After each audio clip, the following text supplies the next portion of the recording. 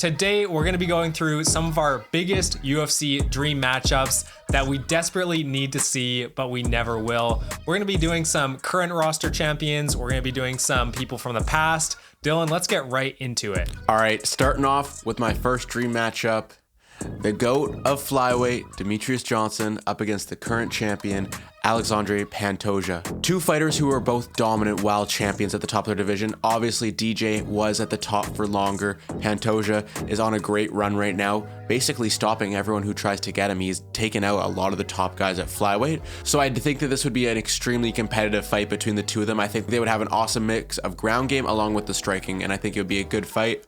Ultimately, I do think that DJ would come out on top over top of Pantoja. It would be a good test for Pantoja because right now he's had to face some good competition like Roy Val and Moreno, but I don't think those types of champions stack up to the level of what Demetrius Johnson was. So I think it would be not only like good for the UFC if DJ ever did come back, which it won't happen, he's retired, but if he ever did come back to face the champion, it would give Pantoja a lot of credibility because he just beat someone like DJ, and then it would give DJ a lot of credibility because Pantoja's on a great run. So this is like the perfect matchup. They're well-rounded everywhere. They can both go for 5 rounds really well. I think it's like the best flyweight matchup you could make. I think it's also different than when Adesanya fought Silva at the end of Silva's career. Like that doesn't even really count. You know, that was so weird. Like Silva had one foot in the grave, you know, like he was in the retirement home and then Adesanya just went there and bullied him. Like that's not the same as DJ versus Pantoja if that took place in 2024.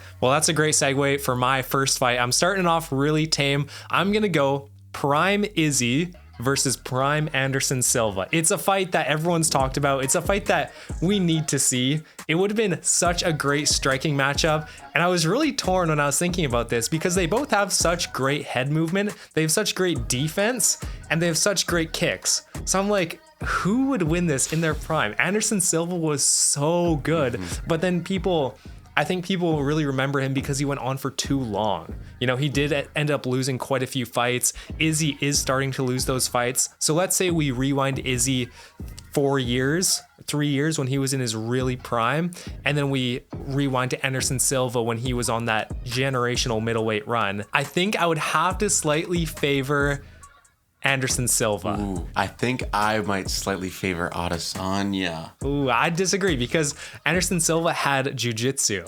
So he had another element to his game. That's true, but I was looking at it just striking. Like these guys are up there, they're going to stand and bang. I think so. And I mean, Anderson did the same thing in their actual fight. He did just stand with him. Yeah. So I think that's probably how it would go.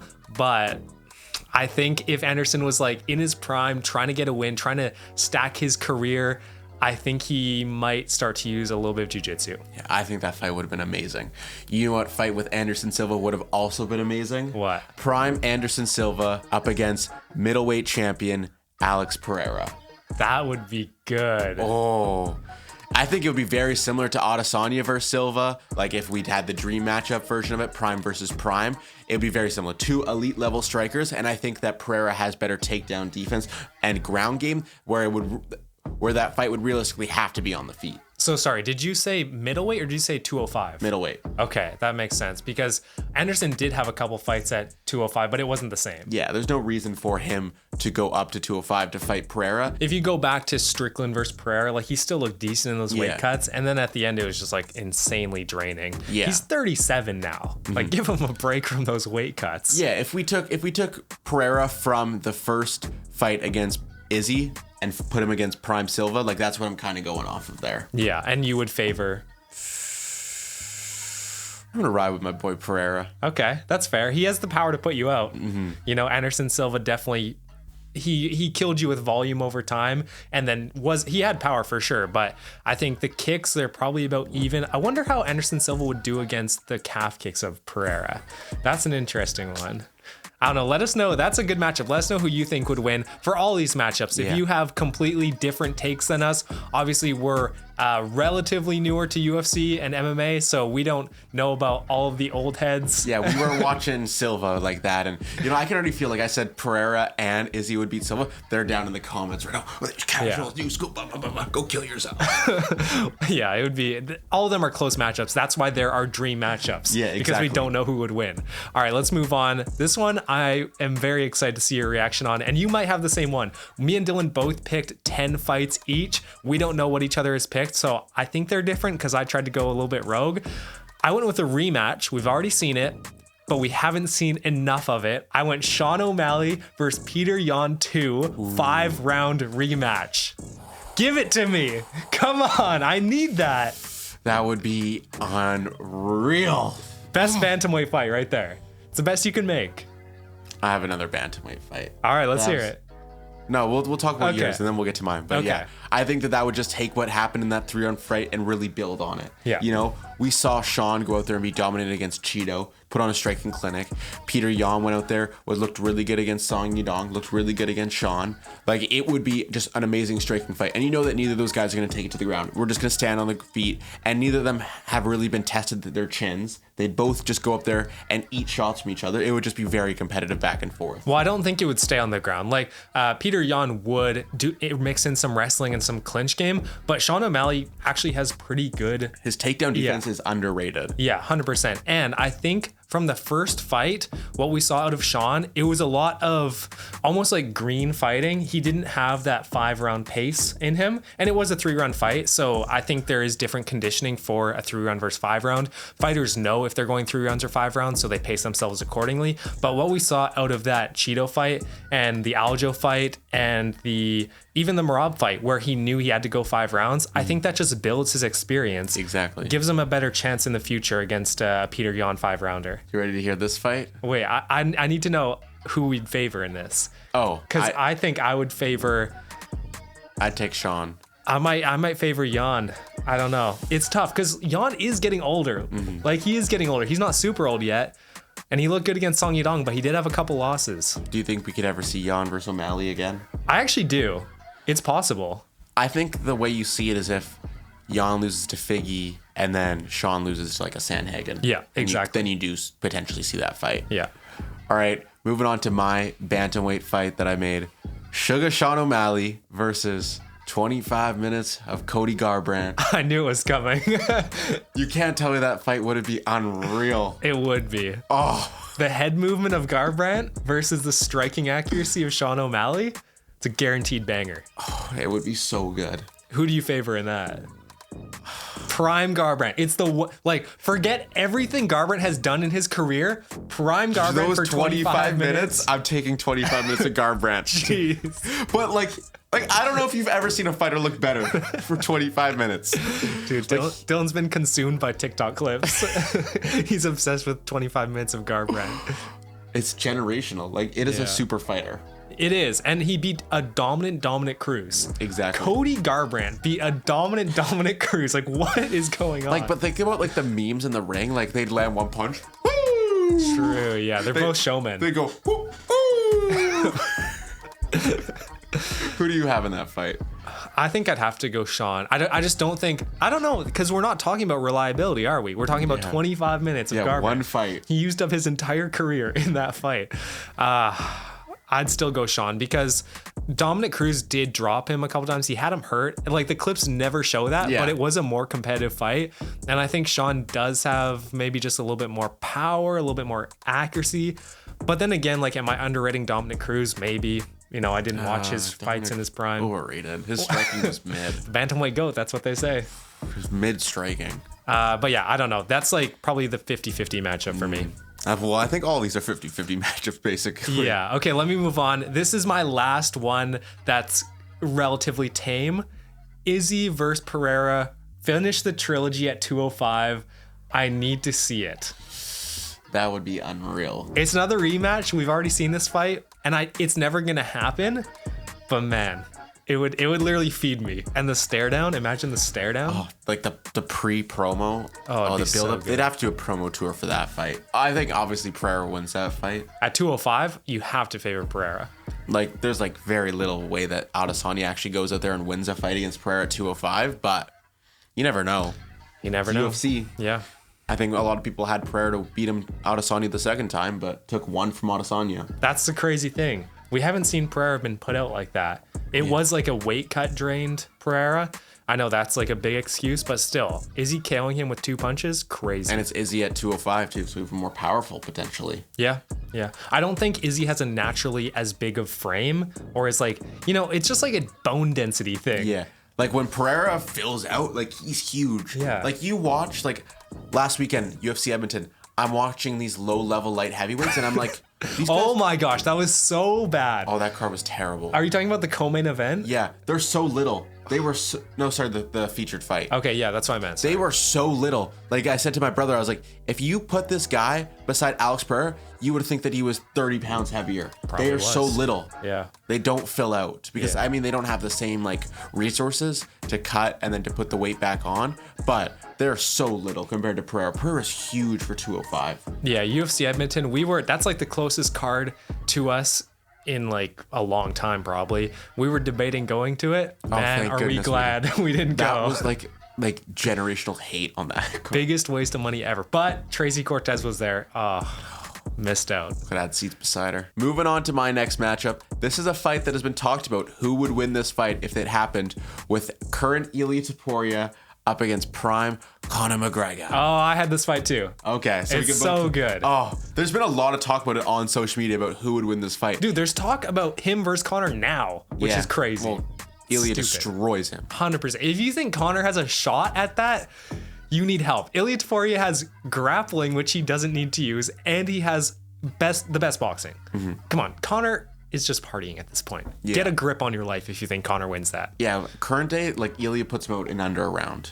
Under a round. I'd say Maybe not, just because Conor's so fast. he's so fast. His movement is so good. Yeah. Yeah, so I'd say like 2 or 3. Ilia would take on Conor at welterweight. Like, Honestly, yeah. I think he'd still win that fight. I wouldn't doubt it.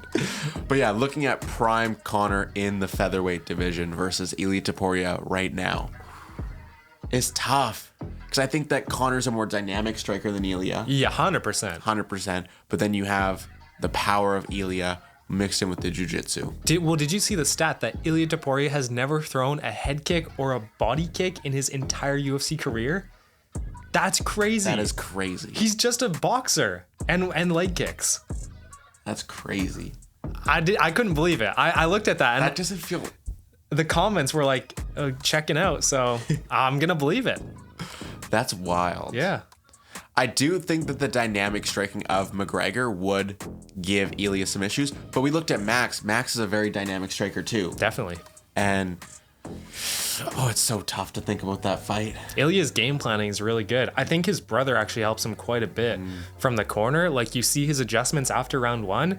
I've seen a lot of people say that round 1 is where you're gonna be most vulnerable. Ilya is the most vulnerable because he hasn't kind of felt out the spacing, felt out the game plan yet. So Conor is the most dangerous in round 1. Yeah. He has the energy, he has the accuracy, he has the power. I think the round 1 is where it's going to be decided. If Ilya can make it out of round 1, which he probably can because he keeps his guard up all the time. You never see him with his hands down exposed. But you do see strikes go through. Yeah, sure, through the guard Yeah. for sure. But yeah, Conor does have a great straight. Yeah. You've seen him put out so many people. That's such a tough fight. Like, Yeah. I don't even know who I would... I'd lean Ilya for sure. I think just the power of Ilya. But then again- McGregor's so powerful too. But then again, you think back to that Aldo fight, everyone was predicting Aldo. Everyone was leaning Aldo. Conor got it done. So Yeah, it's the whole idea of if anyone could do it, it would be Conor. Because 100%. this dude is so dynamic, so crazy. You never know what he's going to pull out. yeah. That's a tough one. I think that this is one that you guys really need to go down to the comments and let us know because Yeah, we need help. We're torn. We can't.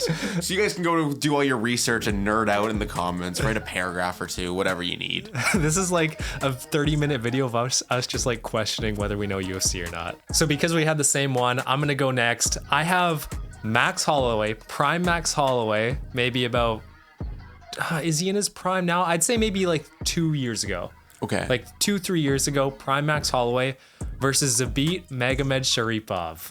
Okay. Dude, the striking would be unreal. They're both super tall for the featherweight division. Obviously, Zabit retired way too early. He was really high in the rankings. Man, Zabit with his striking and then also mixing in the Dagestani wrestling. I don't know. It's like, this is like my number one dream matchup, probably. Really? Probably. Zabit had so much potential. He did. And then Max Holloway has some of the best boxing and the best volume in the UFC. So we're going to see an absolute masterclass from both of these guys. Yeah, and I think that one thing that will help Max is that I think that his volume almost helps his takedown defense because, like, you know, like that's keeping you further away from him. You can't go in there and like get in the clinch with him and then eventually take him down. You know, Max doesn't let you into the clinch. Yeah, and we see Max throw those spinning back kicks, and we see Zabit throw some similar stuff, but just with way more creativity and flair. He's tried like Showtime kicks. He's tried everything in the cage. And also, I don't think that Zabit has the power to put someone like Max out. So I think this is gonna be, I'm like very confident that this would be a 5-round war. So we'd get to watch it for 25 minutes. How about that like spinning or like that rolling kick that Moreno threw at the end of the 5th round? Oh yeah, Rolling Thunder. That was fire. Like it didn't do anything. It was kind of like, it was kind of like a little cherry on top of the domination. But like that's something you would see in that fight. 100%. Like they'll both throw, or like the cartwheel kick for Max. He'd chuck that thing out there. They both can do it. Yeah. Just clips. 100%. Clip merchants. Dude, imagine Instagram after that fight. It'd be going crazy. Button mashing IRL. Yeah, literally. I think I would probably favor Holloway in that fight. Yeah. Just because we've seen him be a champion. We've seen him be dominant. Sometimes you just have to go with the experience. That's the thing. We didn't see the potential of Zabit. So I think you, as a sane person, you have to lean Holloway. But then if you consider the wrestling of Zabit, I could see people favoring that. All right, moving on to my next fight, another Conor McGregor fight. This time up against Khabib's cousin, Prime Conor versus 2024 Islam Makhachev. That would be a banger. Would be a banger. I think it would go very similar to the Poirier fight, as I think that that's the fight you have to look at and see where I think that Islam stays on the feet much more than cousin Khabib just immediately tried to take down Conor. Like, I would agree. Like Islam's gonna try to keep it on the feet, show off his striking. I think that he'd be able to somewhat keep up with Conor, but Conor's just so fast, so dynamic with his striking. It would be tougher, but eventually Islam would just take it to the ground. The second he felt a little bit off, ground. Yeah, because we've seen Conor, he's able to set traps in his prime. He was setting traps in his striking, and like you said, Khabib is not willing to strike at all. You know, he'll throw some strikes to set up a takedown. Islam will actually throw strikes with intention. He'll throw kicks, he'll throw punches. So I think that he'd be more willing to prove himself in the striking against Conor, and that could make for something interesting to happen. Yeah, and I think with this fight too is like, I don't know if it'd be the most competitive fight in the ring, but like I need to see the build up. Yeah, with Khabib in the corner. Yeah. That would be nuts. Like, imagine if like Conor was in his prime, brought into 2024 against Islam. Conor's like, yeah, I brought your gym. You train at my gym. Yeah. Conor's trying to buy the gym. Like, he would just say some crazy stuff. Like, it would be crazy. I think it would be an awesome matchup. I know that I haven't really talked about this in a few months, but like my whole idea of how the Islam versus Conor, that whole storyline, I've kind of given up on it as I've become more sane, more tame with my take. Well, okay, you gave up on the Islam versus Conor, the Khabib versus Conor rematch, but we might have Ilya versus Islam. That's the new Conor versus Khabib. Ilya's just knockoff Conor. Yeah, pretty much. But better, maybe? Like, more well-rounded, but like worse in like the trash talking. Yeah, the trash talking doesn't even come close. Yeah, I saw a video just the other day of like how everyone has copied like some element of Conor's game, like tattoos, like his rituals. It's just like he was such a big influence for so everyone. Influential. Well, because if you're a UFC fighter and you see this guy who's bigger than UFC, he's a worldwide megastar. Why would you not try to copy those things to get to that status? Yeah.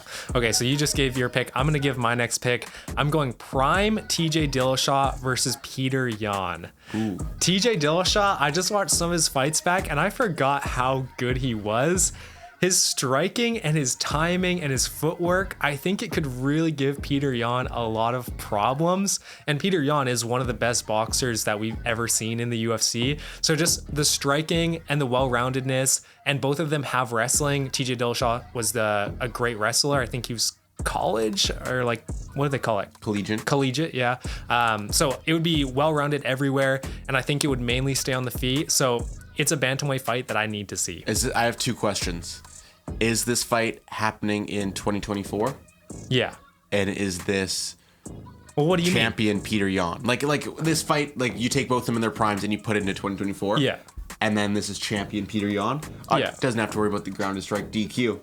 Yeah, he's unstoppable Peter now. Yan could have still been champion for all we know. He could have still been champion. Technically, he's the linear champion now. Yeah, you know what? Let's start it. Like, just kick Marab off the champion. Now that the rules are changed, they want to take away John Jones' 0. Give Peter Yan his title back. Marab, look, Dana walks in. He calls Marab. He's like, "Hey man, we're gonna have to strip you of that title."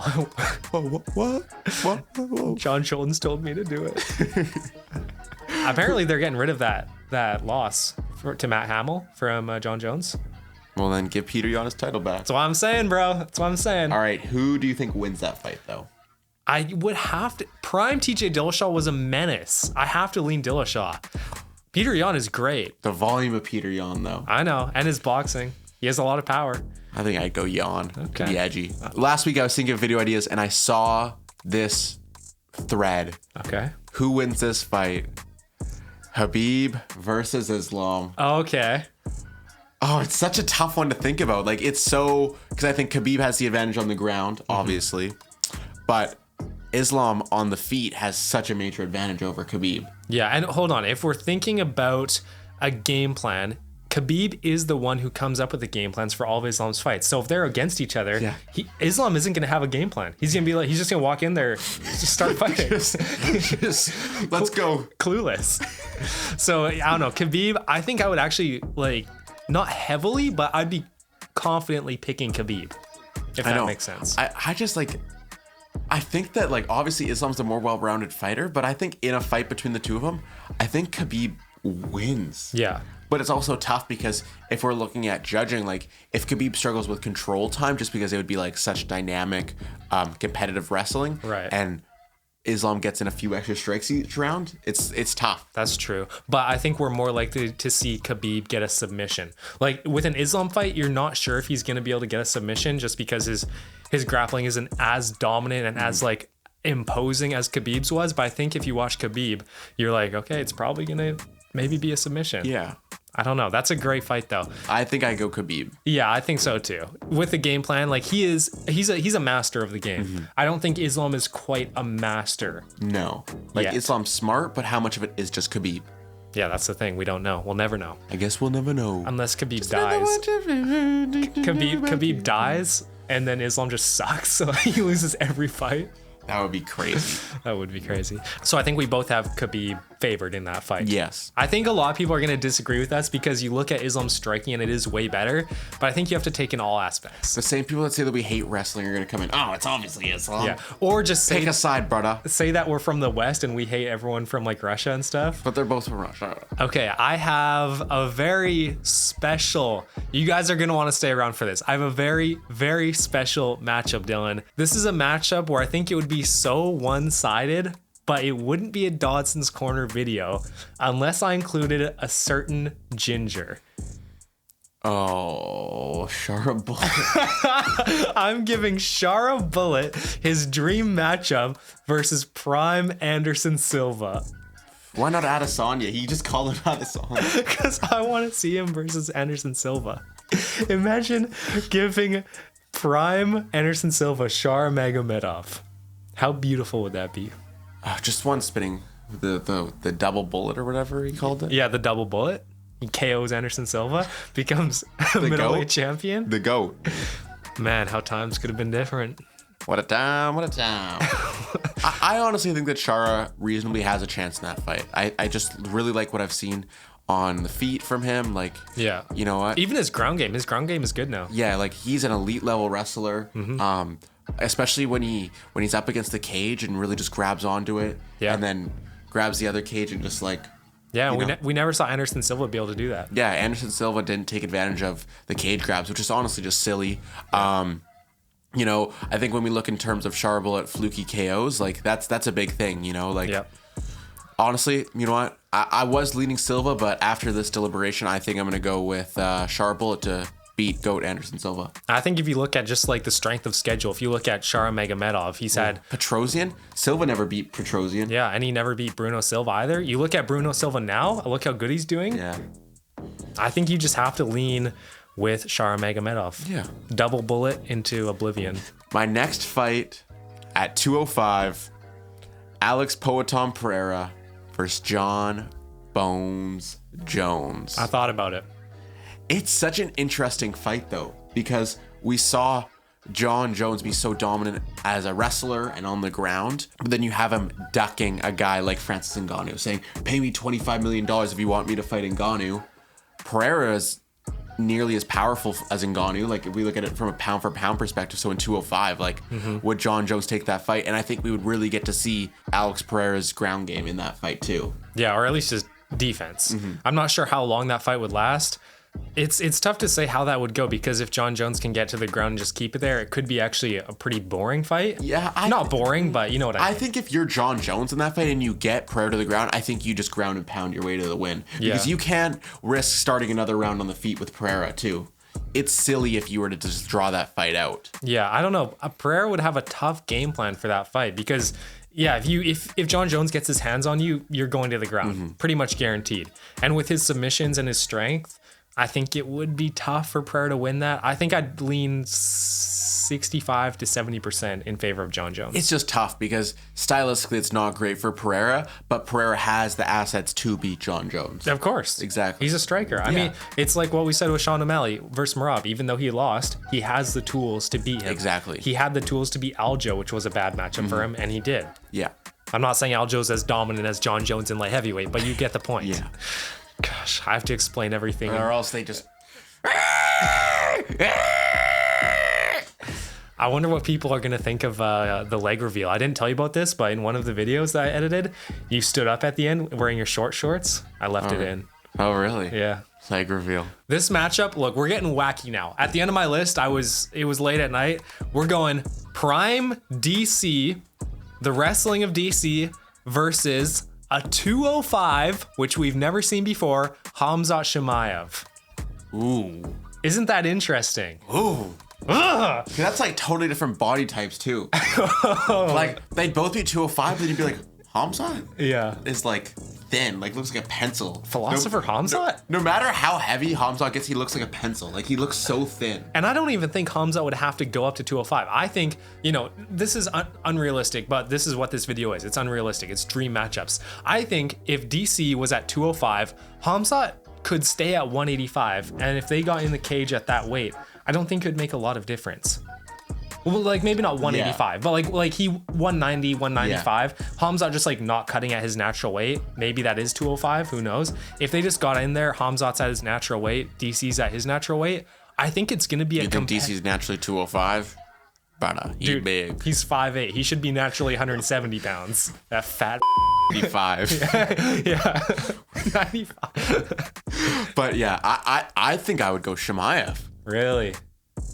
Is that crazy? That's crazy. That might be a lot of recency bias, but like Chimaev's wrestling is unreal. It is. Is unreal. So dominant. But DC's wrestling is also the best. If it was so good, you wouldn't have lost Stipe twice and John Jones twice. All right, moving on. To end my list, I have 4 heavyweight fights. We'll go through them throughout. Okay, let's rapid fire. Let's hear rapid fire. Aspinall versus Ngannou. Okay. Ngannou versus Jones. Okay. Pereira versus Ngannou. Stipe versus Aspinall. Break them down for me. I forgot half of them already. All right. Ngannou versus Aspinall. Okay. Would be unreal. The power. What's the over-under on total strikes in that fight? 10? 5? Yeah, 5 or 10. First guy to land a clean one, other guy's gone. It's lights tough, out. dude, because Aspinall's so much more technical in his striking, and Ngannou just has that raw Pure power. And he's gotten better, obviously, with the boxing training. I think that actually helped quite a bit, improve his just overall his style and his technique. But Tom Aspinall is an MMA fighter. He's a true mixed martial artist who has takedowns. He has submissions. I'm gonna get a lot of hate for this because I have some heavyweight matchups coming up next. I am so confident in Tom Aspinall and his skill set. I don't care if Ngannou just took out Renan Ferreira in the first round and put a hole in his skull. Yeah. Renan Ferreira is a PFL bum, all right? He's not on the same caliber. I mean, the UFC doesn't even have good heavyweights. Yeah. But he's not on the same caliber as the top 7 heavyweights in the UFC. I think I lean Aspinall. I would too. Aspinall versus John Jones. This one, I mean, In this is the 2024, matchup. I don't even want prime John Jones. I want 2024 John Jones. Yeah, well, I mean, prime John Jones is a light heavyweight. He's not a heavyweight. Yeah. So, yeah, we'll go John Jones right now versus Tom Aspinall right now. Again, we're both high on Tom Aspinall. I have to lean with him. He's a naturally bigger guy. He isn't going to give up in the wrestling situations. He looks like he has great game plans coming into every fight. He has way more power than John Jones. He's KO'd people in the first round in his last however many fights. He's only made it to the second round in the UFC once. Guess what? Submission wins in the first round too. Yeah, exactly. I think that's 75%. Ooh, wow, he's confident. Stylistically, Jones doesn't want that. I'm going to be interested to see how Jones looks in this matchup for Stipe. Obviously, it's an old Stipe. It's not going to tell us like that much, but how fast is Jones still? He's getting older. He hasn't fought in a couple years. How fast is he? How sharp is his strikes? How much does he want it? All right, next up, Jones versus Ngannou. The fight that never happened because Jones was too scared. Well, yeah, that's a weird thing to say, but Said, pay me $25 million to fight Ngannou. Dana got a fat payday from Power Slap blowing up. Hands it to John Jones. You're fighting Ngannou. okay, that's the scenario we're in now. All right. I think John Jones actually has a better chance than most people would think. Francis Ngannou doesn't have as well-rounded game as Tom Aspinall, in my opinion. He is actually getting better in wrestling and in the ground, and he's freaking massive. He's huge. So powerful. He's huge. How he just like got his knee on Renan Ferreira and started those ground and pounds. He is maybe the most powerful person we've ever seen in the UFC. So it's not going to be easy for John Jones to hold him down or take him down, but I think a submission is there. So if John Jones wins, it's going to be by submission, in my opinion. I don't think he's going to win a decision. I just think if you're in the cage long enough with Francis Ngannou, prime Francis Ngannou, let's say it's right now or right before he got knocked out by Anthony Joshua, if you're lasting 5 rounds, that's a big ask for a smaller heavyweight in John Jones. I'm not confident in either side, honestly. I think I go Ngannou because I think that Jones is going to have issues grappling with someone as big as Ngannou. It's hard to wrap around. Like, Ngannou is huge. And next thing you know, Jones tries to take down Ngannou. Ngannou turns over, knee on your stomach, ground and pound, you're dead. Just a hole in your skull. It takes 3 strikes probably from Ngannou until you're concussed. Yeah. Like, I do think it'd be competitive. It would be weird to see how each fighter would game plan. How John Jones would game plan that fight. Well, yeah, Ngannou's going to be very timid. He's going to be very conservative in his striking until he finds something big. Do we see Ngannou go for a takedown himself? We saw him take down Renan Ferreira. That's true. Yeah. And last of my heavyweight fights, prime Stipe versus 2024 Tom Aspinall. Tom Aspinall clears. That's a great fight. It's a great fight. But I just love the dynamics of Tom Aspinall's game. The boxing of Stipe is so clean. And prime Stipe, it's weird because prime Stipe is like, when exactly is that? He's had a couple losses. Like, I would say when he went back-to-back against DC. Yeah, that's true. But then, he's had losses before and after that, though. So Tom Aspinall, I love him so much. He's one of my favorite fighters. And, like, we have seen Tom go out there and destroy great strikers who are currently in the UFC. Yeah. So Stipe, who's on a slightly higher level than those guys, what's stopping Tom from winning that? Maybe not as dominantly, but still being able to do very well in that fight. I would be very confident in Tom Aspinall in that fight. Yeah, and Ngannou the second time was able to win purely just on striking. He didn't even have to go to the ground. Yeah. Right? So if we see Tom Aspinall... Yeah. I thought you said Ngannou. Well, Ngannou in the second fight. Oh, yes. Yeah, Ngannou in the second fight didn't even have to take him down. It was just pure striking. And I think Tom Aspinall has great striking, but he also has great takedowns and submissions. So I think if Stipe has to worry about both of that, maybe like we saw with Islam Poirier, it's the fact that Islam can take you down. It's the threat of that takedown that makes the striking more difficult for the pure striker. Mm-hmm. That's just my take. Yeah. All right, let's go through the rest of mine quickly. I have prime Cain Velasquez versus Tom Aspinall. The striking of Cain Velasquez as a heavyweight is just absolutely sensational. I think prime Cain Velasquez gives Tom Aspinall a lot of trouble. And I believe in Tom Aspinall's vlogs, don't quote me on this, I think he said that's his dream matchup if he could go back. I think that's what he said. Yeah. And I mean, he's 100% right. He knows himself better than anybody. It's going to be a competitive fight. They're both good everywhere. But the striking of Cain Velasquez, it's so powerful. He's so good. That's a tough one, but I'm going Aspinall still. You're ride or die Aspinall. Yeah, I mean, Tom Aspinall might not even be in his prime yet. Yeah. Like if we see 2 years down the road, Tom Aspinall's KOing everybody still, it's going to be hard to pick against him. They have to start putting 2 guys in the cage. You put both Toffa brothers in there against Tom. That's a headline of a paper right there. And my last one is going to be prime Mark Hunt, the walk-off specialist versus Francis Ngannou. Both of them have just the best walk-off KOs, great uppercut KOs.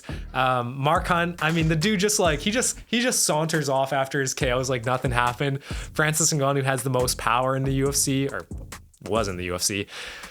It would be a banger matchup. I think everybody has thought about this and wants to see it, so I need to see it too. I have one more before we end off. Okay.